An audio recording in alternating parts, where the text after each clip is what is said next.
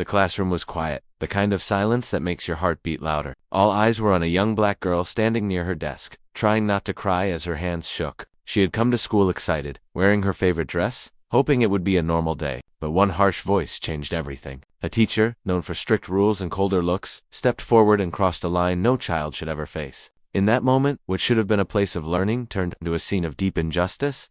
This story isn't just about a racist teacher or a broken school rule. It's about power, dignity, and how quickly prejudice can destroy a child's sense of safety. As whispers spread through the classroom, the girl stood frozen, feeling small, embarrassed, and alone. No one expected what would happen next, and no one was prepared for the truth behind her quiet strength. Because just outside that classroom door, someone was walking down the hallway. A man with authority.com confidence, and a reputation that carried weight far beyond the school walls. When he stepped inside and locked eyes with the teacher, the room seemed to stop breathing. That was the moment everything changed, and the real story was about to begin. The man didn't speak right away. He simply stood there, taking in the room, the torn fabric, and the fear written on his daughter's face. The teacher, who moments ago seemed so confident, suddenly shifted her posture. She didn't recognize him yet, but something about his presence made her uneasy. The students sensed it too. The air felt heavier, like everyone knew they were standing at the edge of something serious. This wasn't the first time. The girl had felt singled out at school. Small comments, unfair punishments, and silent stares had followed her for months. She had learned to stay quiet, to keep her head down, and to finish her work without complaint. At home, she never talked much about it. Her father believed in the system, in rules, and in justice. He trusted the school to protect his child. What no one in that classroom knew was why he was there that day. He wasn't supposed to visit the school. He had been called away from an important hearing, drawn in by a message that something was wrong. As he looked at his daughter, his jaw tightened, not with anger, but with control. The teacher finally spoke, trying to explain, trying to justify her actions. Her words filled the room, but they only made the silence louder. And as the man calmly closed the classroom door behind him, one question hung in the air: who was he really, and what would happen next? The teacher kept talking, her voice steady on the surface, but her hands gave her away. She spoke about discipline, about dress code, about maintaining control in her classroom. From her point of view, she was the authority, the one used to being obeyed without question. She didn't notice how her words sounded, or how they landed on a child already shaken and humiliated. To her, this was just another rule being enforced. From the girl's seat, the world felt very different. She stared at the floor, replaying the moment again and again, wondering if she had done something wrong just by being herself. She could feel her classmates watching, some with sympathy, others too afraid to react. A few wanted to speak up, but fear kept them silent. This was how unfair moments survived through quiet rooms and lowered eyes. The man listened carefully, saying nothing. Inside, memories surfaced of cases he had seen, families broken by silence, children taught too early that their pain didn't matter. He looked around the classroom, noticing the posters about kindness on the walls, and the sharp contrast between the words and reality. Outside, the school hallway continued as normal. Bells rang, teachers walked by. No one knew a line had been crossed in that room, and as the teacher finished her explanation and waited for approval, the man finally took a slow step forward, and the balance of power began to shift in ways no one expected. The classroom felt frozen in time. Every student's eyes flicked between the teacher and the man at the front, sensing a storm about to break. The girl's hands clutched the edge of her desk, knuckles white, heart racing. She wanted to speak, to explain, to apologize for something that wasn't her fault, but no words came. She only hoped her father would know how to protect her. The teacher shifted again, realizing that her authority was slipping. The confident tone she had relied on for years now sounded hollow. She tried to straighten her posture, to make herself seem in control. But the presence of a federal judge, a man whose reputation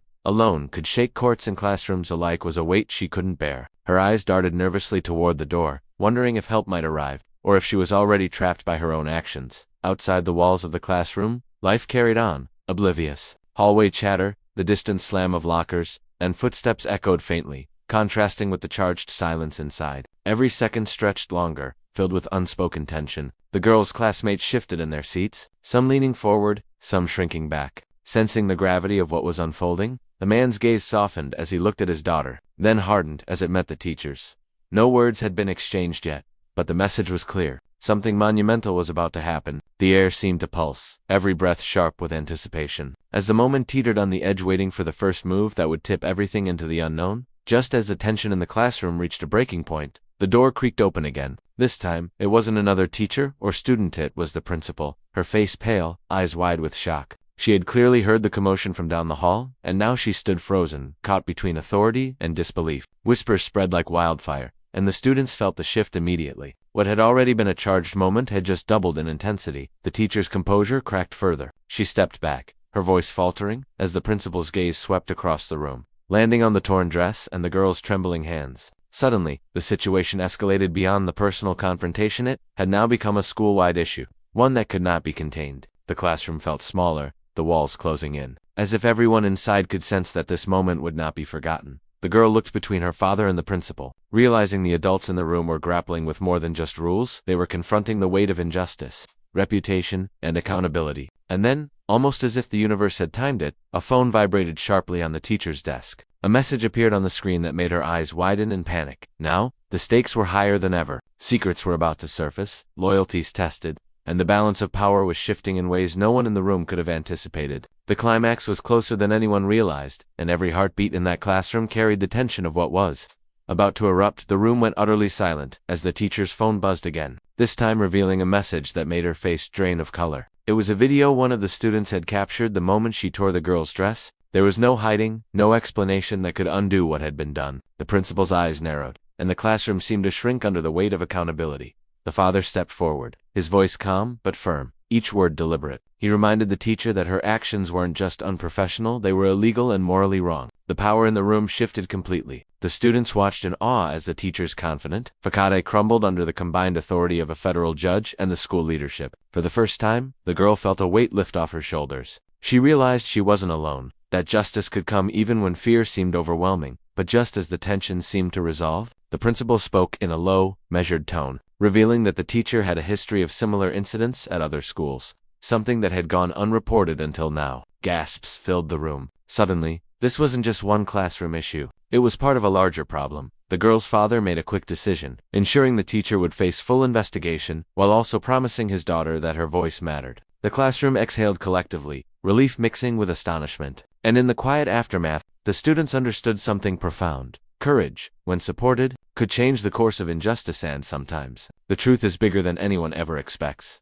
After the investigation was announced, the classroom slowly returned to a sense of normalcy, though nothing would ever feel quite the same. The teacher was placed on leave, and the school board promised stricter oversight and training to prevent anything like this from happening again. Students whispered in small groups, sharing relief and admiration for the girl who had endured so much. Realizing the courage it took to stand silently while injustice unfolded, the girl, once trembling and uncertain, walked a little taller. Her father stayed by her side for the rest of the day, reassuring her that speaking the truth and having someone believe it was the strongest thing she could do. The classmates who had been afraid to intervene now felt inspired, understanding that standing up for what's right doesn't always need to be loud. Sometimes, quiet resilience is the most powerful statement. Months later, the school had implemented programs on empathy, respect, and awareness, creating a safer environment for every student. The girl learned that even in the face of fear and discrimination, support and just